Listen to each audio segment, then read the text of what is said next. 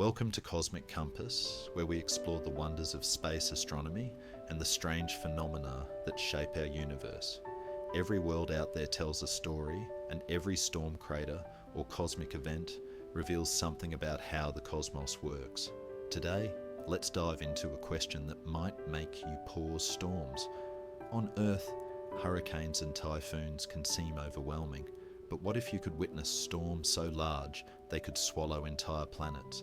What if weather wasn't just about rain and wind, but about forces that stretch across worlds, even from the sun itself?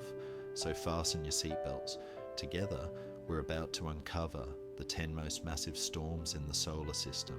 Almost every planet in our solar system has some form of atmosphere, and with atmospheres come weather winds and storms.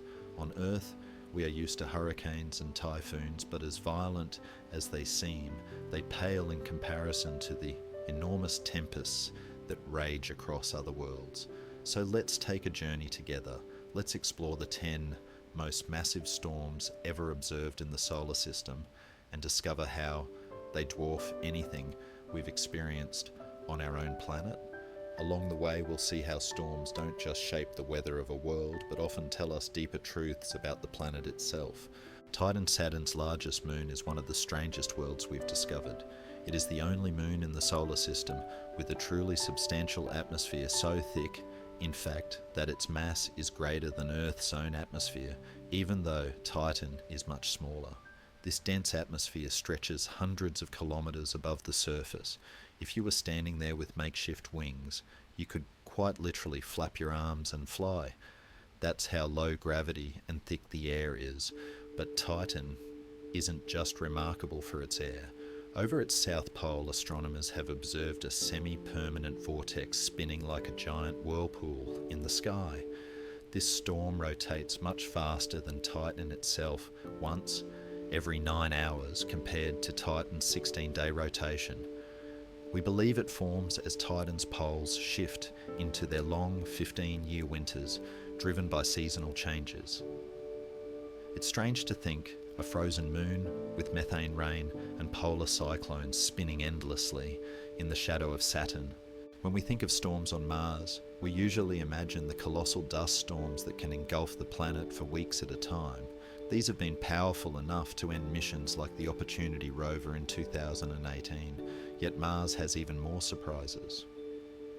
In 1999, the Hubble Space Telescope observed a cyclone on Mars, unlike anything seen before, over 100 kilometres wide, with an eye 200 kilometres across. It wasn't a hurricane, as we know them on Earth.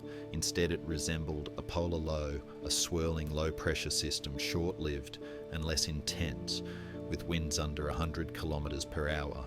Curiously, these Martian cyclones appear to be composed of water ice clouds rather than dust, glowing white against the thin red atmosphere. They don't last long, no more than a day or two, but they remind us that even a planet with such a tenuous atmosphere can surprise us with moments of violent weather. Of course, our own planet has no shortage of storms.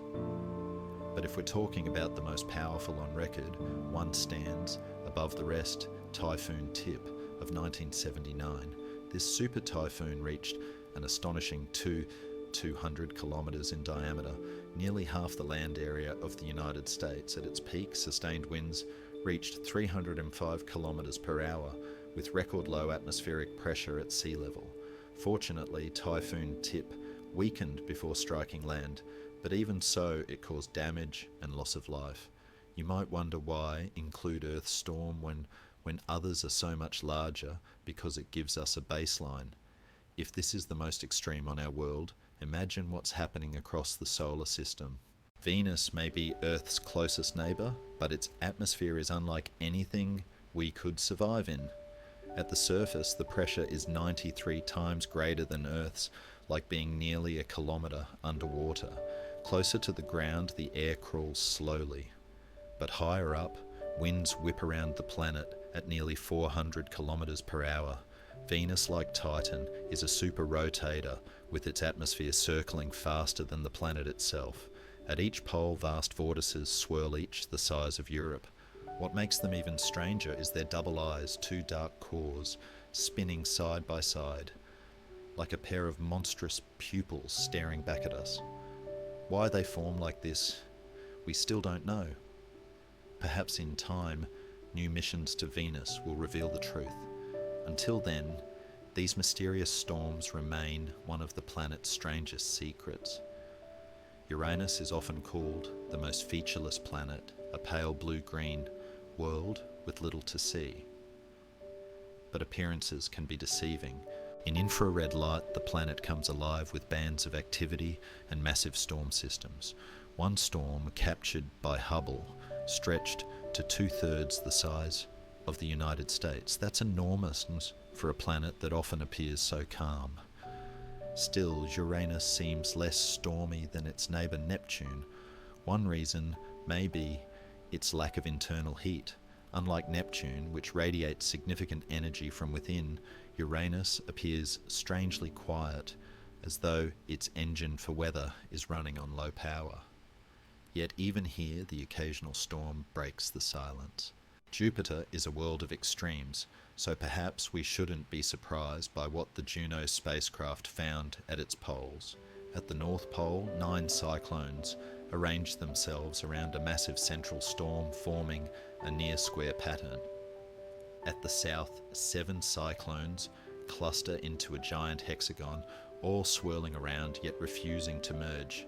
Each of these storms is larger than the entire United States, and yet, despite their closeness, they remain distinct. By all logic, we might expect them to collide and combine, but for now, they endure. It's as though Jupiter has locked them in a perpetual swirling dance. When Voyager 2 flew past Neptune in 1989, it captured one of the most dramatic planetary storms ever seen, a dark oval-shaped tempest spanning 13,000 kilometres. Scientists quickly compared it to Jupiter's Great Red Spot and wondered if Neptune had its own permanent storm. But when Hubble turned its gaze toward Neptune years later, the Great Dark Spot had vanished. Since then, other dark spots have appeared and faded, each lasting only a few years at most. It seems Neptune spends much of its time alternating between stormy and calm states. The Great Dark Spot was a reminder of just how dynamic this distant world can be, even at the frozen edge of our solar system. The Great Red Spot is perhaps the most famous storm in the solar system, and for good reason. It has raged for at least 350 years since Galileo's time, and possibly much longer. At its largest, this storm was 3 Earths wide. Today it has shrunk to just over 1 Earth in diameter, yet it remains the largest continuous storm in the solar system. Around its edges, winds reach 430 kilometers per hour, while the eye of the storm lies eerily calm. It is shrinking, yes, but don't be fooled. It still swallows smaller storms feeding on them, and will likely endure for decades, if not centuries more. Saturn's atmosphere is no less dramatic. At its poles, immense vortices swirl, each crowned by strange cloud patterns. At the South Pole lies a vast cyclone, beautiful yet dangerous. But at the North Pole is something even stranger, the famous hexagon.